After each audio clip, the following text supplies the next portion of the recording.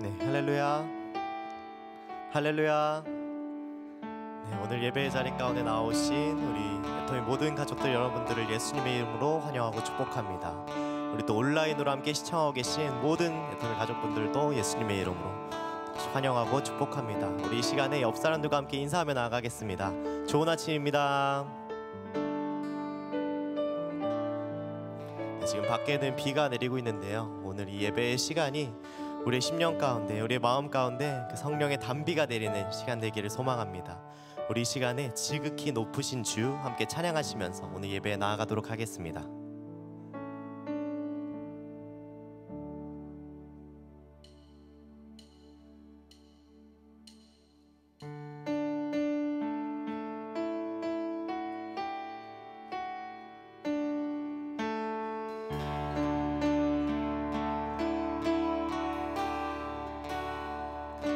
소망 없고 빛도 없는 어두운 세상을 하나님이 사랑하사 우리에게 오셨네.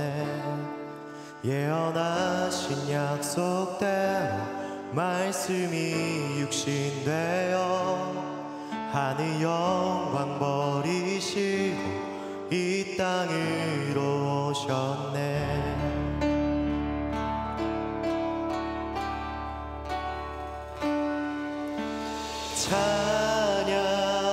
찬양하세 우리 주 삼위일체 하나님 지극히 높으신 주 영원토록 찬양하리라.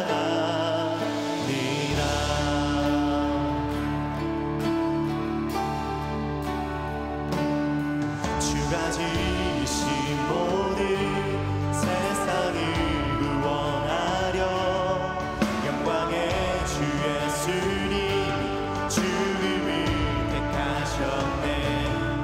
그 고통 속에서도 주의 뜻 기억하사 길을 잃은 우리 위해 십자가를 지셨네.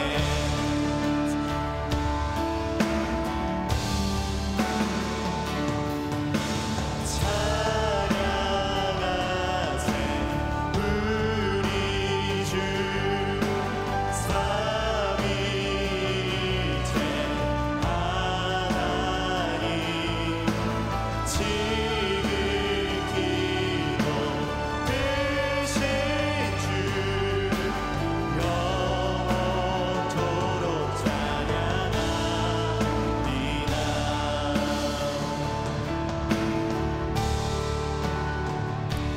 부활하신 그 아침 닫힌 무덤 열리고 죽임당한 어린 양 죽음을 이기셨네. 생명의 길 되시는 그리스도를 통해 아버지께 오는 자 모두 회복되리라. 주가 세우신 교회 성령이 이끄시네. 영원한 주의 복음 묻어지지 않으리. 주의 보혈로 인해 남은 자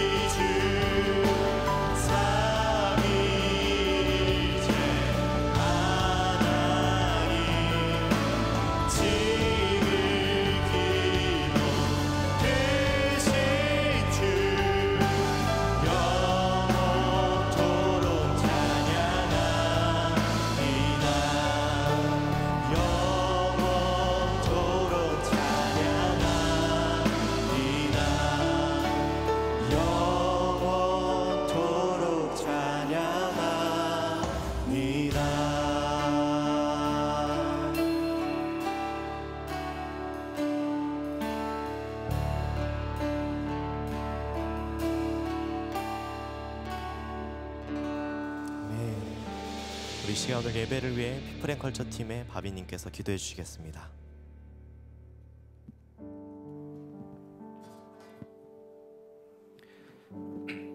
기도하시겠습니다. 우리를 창조하신 사랑의 하나님 아버지 감사합니다. 우리를 긍휼히 여기시고 자비와 은총으로 우리를 보호하시고 필요를 공급하시며 때를 따라 일용할 양식을 허락하시는 주님께 영광과 찬양을 올려드립니다. 무엇보다 우리에게 언제나 회개할 기회를 주시고 우리가 죄를 자백할 때마다 그 죄를 용서해 주시고 또 모든 불의에서 우리를 깨끗게 하시는 은혜로우신 주님께 감사와 영광의 찬양을 올려드립니다. 오늘은 목사님 말씀을 통해 승천의 의미에 대해 듣게 됩니다. 성경이 말씀하는 복음의 의미, 즉 예수님께서 우리를 위해 무엇을 하셨는지에 관한 그 이야기 안에 담겨있는 예수님의 십자가에 못 박히신 죽음, 부활, 그리고 하늘로 올라감의 내용을 통해 예수님이 승천하신 것이 무슨 의미가 있고 그것이 우리의 구원과 어떤 연관성이 있는 것인지를 우리 스스로 질문하고 답하는 시간을 통해 우리의 믿음에 큰 유익이 되기를 소원합니다. 예수님께서 왜 우리의 유일한 소망이신지를 깨닫게 하여 주옵소서. 그래서 우리 애터미가 하나님 말씀 위에 굳게 세워지도록 축복하여 주옵시고 빛 가운데 행하는 공동체가 되게 하시고 회개함으로 서로를 신뢰하고 삶을 허물 없이 나누고 공유하는 신앙의 공동체가 될 수 있도록 인도해 주옵소서. 주님 앞에 내려놓고 회개하여야 할 영역들에 대해서 주님의 교정을 거부함으로 마음이 굳어졌던 것을 고백합니다. 이제 이것들을 죄로 자백하여 주님께서 보시는 그대로 바라보기를 선택하는 은혜를 부어 주옵소서. 이 죄들이 결국 삶에 가져올 파괴를 알기에 주님이 미워하시는 것처럼 이 죄를 미워하기를 선택하도록 인도하여 주옵소서. 그랬을 때 하나님께서 가르쳐 주신 그 사랑으로 우리가 서로 사랑하고 용서하고 하나님의 말씀 가운데 우리 안에 진실한 사귐이 있게 하셔서 이 세상에서 경험할 수 없는 거룩한 공동체를 이루게 하여 주옵소서. 서로 원망하는 마음이 아닌 오직 감사하는 마음을 품게 하시고 항상 하나님의 기뻐함으로 이 세상을 능히 이겨내는 능력을 공급받게 하옵소서. 그리하여 승천하신 주님을 다시 오심을 예비하는 기업이 되게 하시고 우리의 리더들이 주님을 온전히 신뢰하는 믿음을 갖게 하옵시고 오래 참고 기다리는 인내심을 갖게 하셔서 주님이 기뻐하는 열매를 맺게 하여 주옵소서. 말씀을 전하시는 정홍준 목사님께도 늘 영육간 강건함을 허락하여 주시옵고 이 모든 간구에 귀 기울이시고 응답하실 하나님을 찬양하오며 부족한 죄인이 우리 죄에서 구원하신 예수님의 이름으로 감사하며 기도드렸습니다. 아멘. 아멘.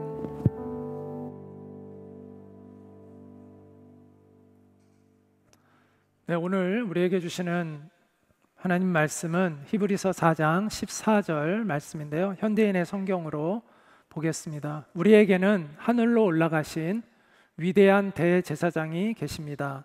그분이 바로 하나님의 아들 예수님이십니다. 그러므로 우리가 고백하는 신앙을 굳게 지킵시다. 오늘은 승천의 의미라는 제목으로 폴 워셔의 책 복음을 중심으로 제가 이렇게 복음에 대해서 예수님의 복음에 대해서 전하고 있는데 오늘 말씀으로 일단락을 하도록 하겠습니다.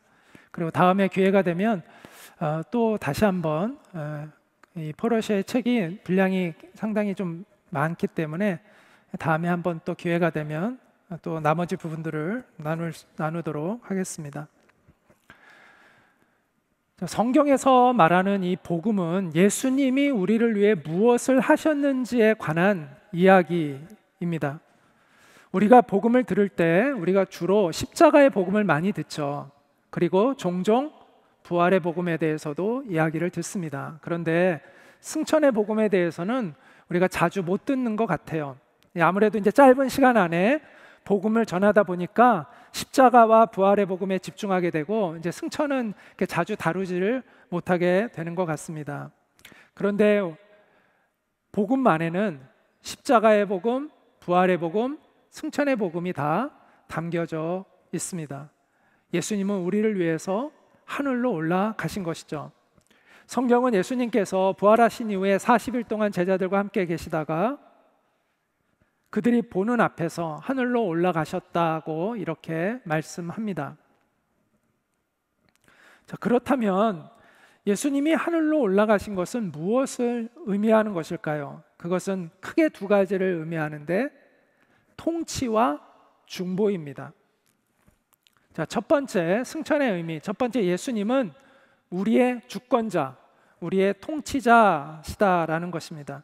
사도 바울은 예수님의 승천과 통치 행위를 연결해서 이렇게 말씀합니다. 하나님께서는 그 크신 능력으로 그리스도를 죽은 사람들 가운데서 다시 살리시고 하늘나라에서 자기 오른편에 앉게 하셨습니다. 그뿐만 아니라 그리스도를 모든 통치자와 권세와 능력과 지배권과 또 이 세상이나 오는 세상의 모든 이름 위에 뛰어나게 하셨습니다. 그리고 하나님은 모든 것을 그리스도의 발 아래 복종하게 하시고 그분을 만물 위에 교회의 머리로 삼으셨습니다. 이렇게 사도 바울이 선포했습니다. 또 예수님의 제자 베드로는 예수님의 승천과 예수님의 주권에 대해서 시편에 나오는 다윗의 그 말씀을 인용하면서 이렇게 선언합니다. 다윗은 하늘에 올라가지 못하였으나 그는 이렇게 말하였습니다.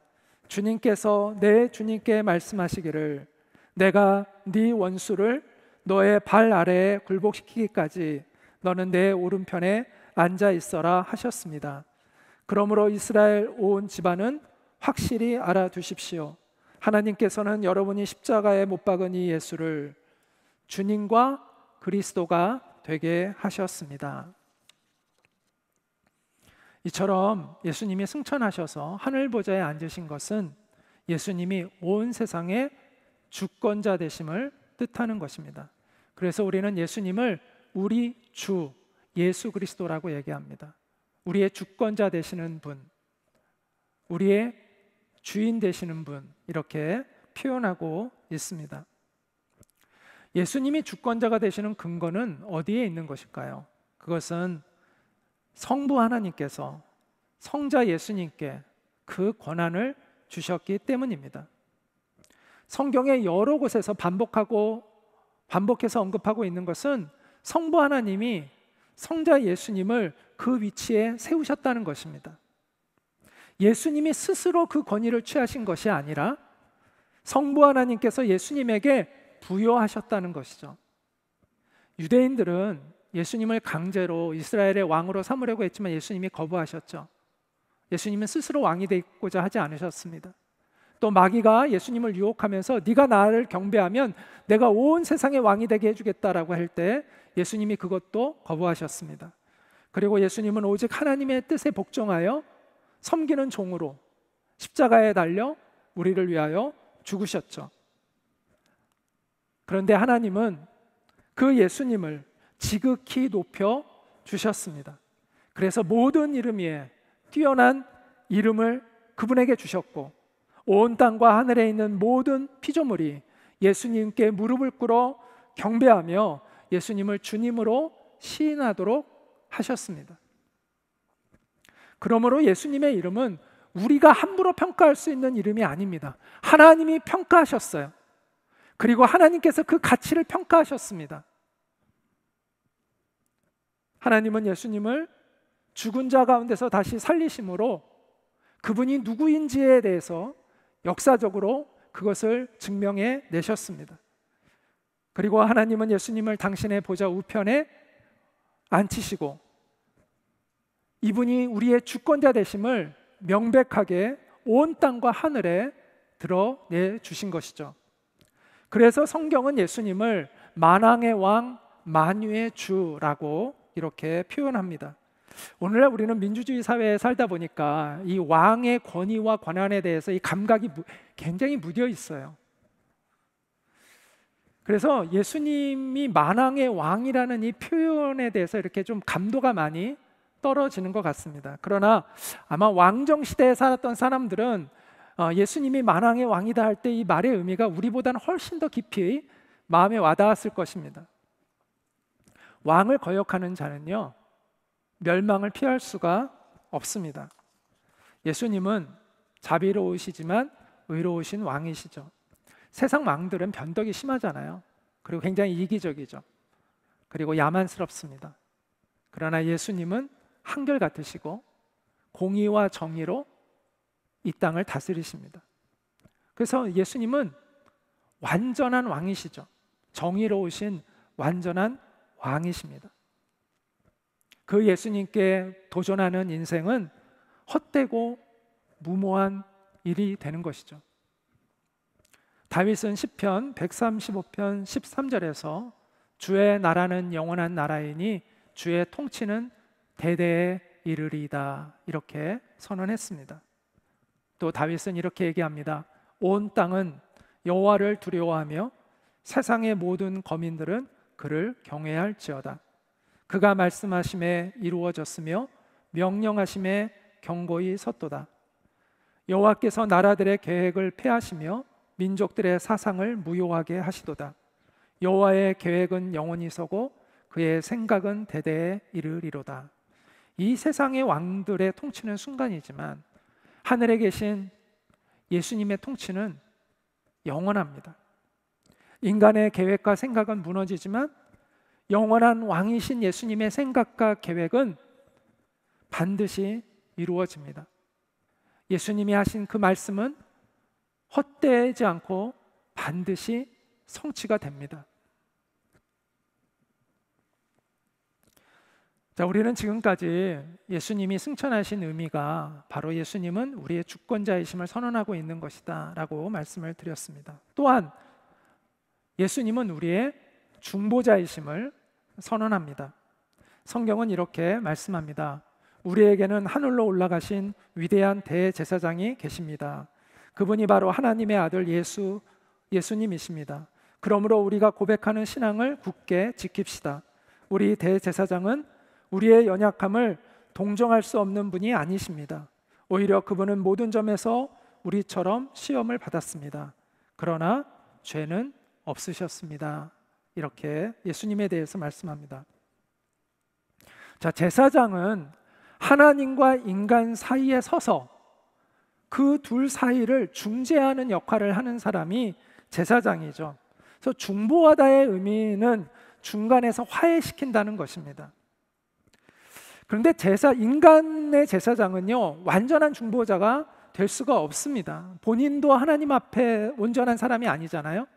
그래서 완전한 중보자가 안 됩니다. 임시로 그런 역할을 잠시 하는 것이죠.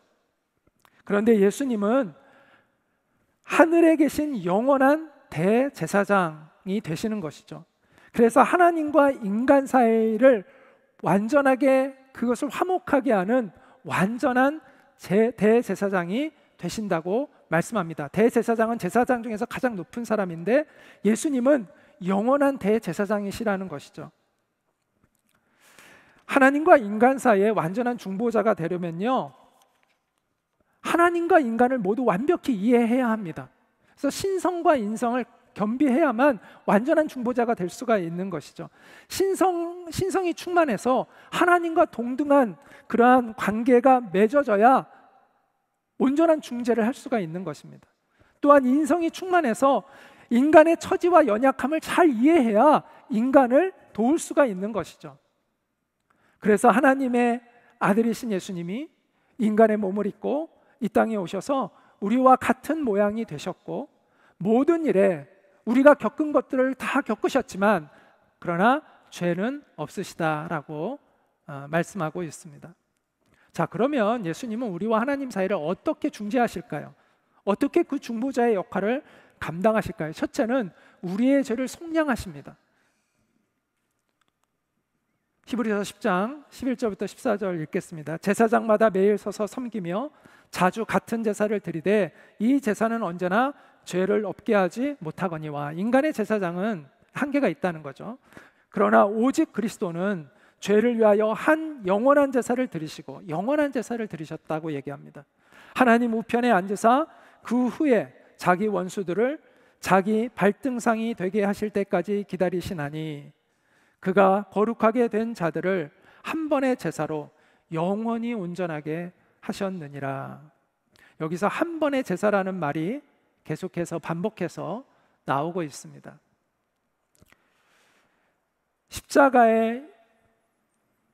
십자가에서 예수님이 행하신 그 십자가의 사역의 중보, 그 속량의 제물 되심은 되풀이할 필요가 없는 영원하고도 완벽한 제사였다라는 것입니다. 따라서 예수님은 우리의 죄를 용서해 달라고 하나님께 계속해서 간청을 하실 필요가 없어요. 왜냐하면 예수님의 이 제사는 완전한 제사였기 때문입니다. 한 번의 속죄 제사로 우리의 과거와 우리의 현재와 우리의 미래의 모든 죄를 단번에 해결해 놓은 그러한 제사이기 때문입니다. 예수님이 하늘 보좌에 앉아 계시다는 것은 이 땅에서의 그 십자가에서의 속죄 사역이 완결되었다라는 것을 의미하고 있는 거예요. 또 예수님은 우리를 위해 기도하심으로 하나님과 우리 사이를 중보하십니다. 성경은 이렇게 얘기합니다. 그러므로 자기를 힘입어 하나님께 나아가는 자들을 온전히 구원하실 수 있으니 이는 그가 항상 살아계셔서 그들을 위하여 간구하심이라. 자, 예수님의 간구는요, 우리와는 차원이 달라요. 우리는 하나님께 애원하며 간구하지만 예수님은 당당하게 우리를 위해 하나님께 기도하십니다. 그리고 성부 하나님은 성자 예수님의 그 당당하신 요구에 언제나 응답해 주세요. 신학자 존 머레이가 이렇게 이야기합니다. 자신을 제물로 드리신 주님의 요구는 항상 응답되며 항상 효력을 나타낸다. 주님은 성부를 직접 대면하시며 주님과 성부의 관계는 절대 깨지지 않는다. 따라서 주님이 선택받은 백성을 위해 확보하신 구원은 절대적이다. 절대적으로 보장받는다라고 이야기했습니다. 예수님의 기도는요, 언제나 응답되고 언제나 효력이 있습니다. 그렇기 때문에 우리의 구원은요, 우리의 어떠함에 의해 결정되지 않아요. 예수님의 중보하시는 기도가 우리의 구원을 보장해주고 있는 것입니다. 또 예수님은 마귀에게서 우리를 보호하심으로 우리를 중보하십니다. 성경은 마귀를 참소자라고 얘기합니다. 그러니까 우리를 정죄하고 비난하는 것이 마귀다라는 것이죠. 그런데 예수님께서 하나님의 보좌 우편에 앉아 계셔서 우리를 위해 끊임없이 변호하고 계십니다. 만약 예수님의 변호가 우리 믿는 사람들의 결백이나 공로에 의존하고 있다면 예수님의 변호는 실패할 거예요. 왜? 우리가 온전하지 않으니까. 그리고 참소자인 마귀가 하는 그 말의 정당성에 의존한다면 예수님의 변호는 실패할 수밖에 없을 거예요. 왜냐하면 마귀의 정죄가 맞으니까요. 마귀가 없는 걸 가지고 얘기하는 게 아니잖아요. 우리가 실수하고 우리가 잘못한 것을 가지고 우리를 비난하는 거잖아요. 그러나 예수님의 변호가 실패하시지 않는 그 이유는 예수님의 변호의 근거는 우리의 어떠함에 근거하고 있는 것이 아니라 예수님이 우리를 위하여 행하신 그 일에 근거하고 있는 것입니다. 예수님 스스로 행하신 그 완전한 속죄 사역에 근거하고 있기 때문에 예수님의 변호는 실패하지 않습니다. 그래서 바울은 이렇게 얘기합니다. 누가 정죄하겠는가? 그 누구도 우리를 정죄할 수 없다는 것입니다. 죽으실 뿐 아니라 다시 살아나신 이는 그리스도 예수시니 그는 하나님 우편에 계신 자요 우리를 위하여 간구하시는 자시니라. 마귀의 고소는요, 예수님의 그 보혈이 보증하는 속죄의 능력을 이길 수가 없습니다.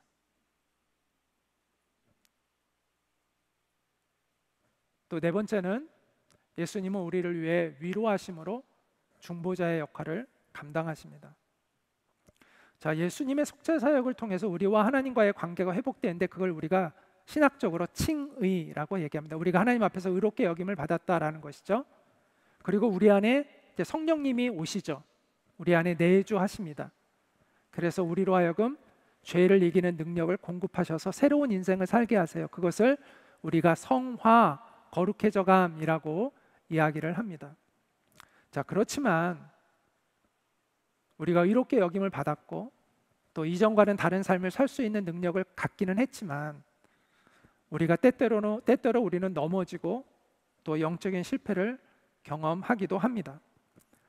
주님이 다시 오시는 그날까지는 우리는 완성되는 것이 아니라 성장할 뿐이기 때문이죠. 그래서 우리에게 늘 부족함과 연약함이 있습니다.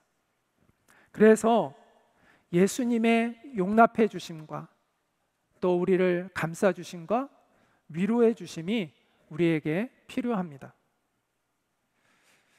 예수님은 그것을 우리에게 약속해 주십니다. 그래서 히브리서 기자는 그러므로 우리는 긍휼하심을 받고 불쌍히 여기심을 받고 또 때를 따라 돕는 은혜를 받기 위하여 은혜의 보좌 앞으로 담대히 나아갈 것이니라, 이렇게 말씀했습니다. 은혜의 보좌는 하나님의 은혜가 베풀어지는 곳이라는 것이죠. 체리티 벤 크로프트라는 사람이 1863년에 쓴 찬송시가 있는데요. 그 제목은 위에 계신 하나님의 보좌 앞에서라는 그러한 제목입니다. 이 시는 하나님의 보좌 앞에서 우리를 위해 중보하고 계신 예수님의 은총을 기리고 있습니다. 이 시에 곡이 붙여져 가지고 1997년에 비교적 그렇게 오래되지 않았죠. 음반이 나왔는데요. 그 음악을 우리가 같이 한번 듣도록 하겠습니다. 음악 틀어주시죠.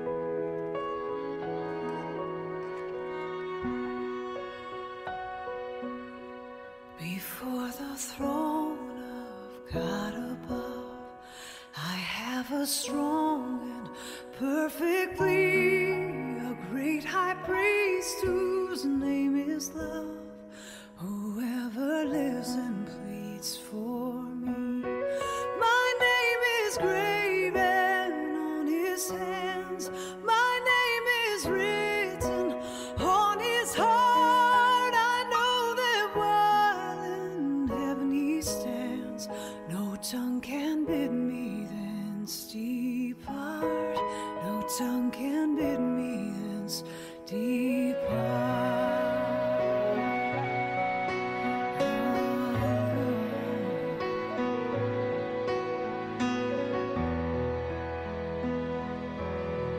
When Satan tempts me to despair and tells me of the guilt within, upward I look and see him there, who made an end to all my sin. Because the sinless Savior died, my sinful soul is counted free. For God the just is satisfied to look on him and pardon me, to look on him and pardon me. 예, 팀 켈러 목사님이 쓴 책 가운데 왕의 십자가라는 제목의 책이 있습니다. 이 제목이 굉장히 이렇게 마음에 참 많이 와닿더라고요. 권력의 상징인 왕과 비참한 죽음의 상징인 십자가, 도무지 어울릴 것 같지 않은 이 두 단어의 결합이 예수님이 어떤 분이고 우리를 위해서 무엇을 하셨는지를 설명해주고 있는 것 같습니다. 예수님은 온 땅과 하늘의 권세를 가진 만왕의 왕이시죠. 만유의 통치자이시죠. 대부분의 세상 왕들은요, 그 권세를 가지고 그 백성들을 대부분 착취하고 지배하잖아요. 그런데 왕이신 예수님은 하나님의 진노 아래에 있는 그 백성들을 구원하기 위해서 백성들의 죄를 대신해서 짊어지고 십자가에 못 박혀 죽으셨습니다. 그래서 예수님의 피로 당신들의 백성들의 허물을 덮으셨어요. 예수님의 찢긴 몸으로 화목 제물을 삼아서 하나님의 진노와 심판 아래에 있는 당신의 백성들을 건져내셨습니다. 그 진정한 왕의 백성이 되시기를 바랍니다. 그 진정한 왕의 통치를 누리는 우리 모두가 되기를 원하고 소망합니다. 그러면 지금까지 누릴 수 없었던 하늘의 용서와 하늘의 위로와 하늘의 평화를 우리가 누리게 될 것입니다. 우리 이 시간에 선포하라는 이 찬양을 부르려고 합니다. 하늘 보좌에 앉으신 우리의 왕이신 예수님을 우리가 함께 찬양하기를 원합니다. 보좌에 앉으신 그 어린 양 예수, 다 무릎 꿇고서 주 경배하리라, 이렇게 가사가 되어 있는데요. 여기서 어린 양 예수라는 이 표현은 예수님이 우리와 하나님 사이를 화목하게 하는 그 희생 제물이 되셨다라는 것을 의미하는 것이죠. 내가 거룩하신 하나님 앞에 두려움 없이 설 수 있는 그 유일한 이유는 어린 양 되시는 예수님이 나를 위해 변호하고 계시기 때문입니다. 하늘 보좌 우편에서 나를 중보하시는 분이시기 때문이죠. 그래서 저는 자주 예수님만이 나의 유일한 소망이십니다라고 고백합니다. 그런데 예수님은 나의 유일한 소망일 뿐만 아니라 여러분 모두의 유일한 소망이십니다. 우리의 유일한 소망 되시는 예수님을 우리가 함께 찬양하고 또 그분을 의지해서 하나님 앞으로 나아갈 수 있는 우리 모두가 될 수 있기를 간절히 소망합니다. 우리 같이 함께 이 찬양 부르도록 하겠습니다.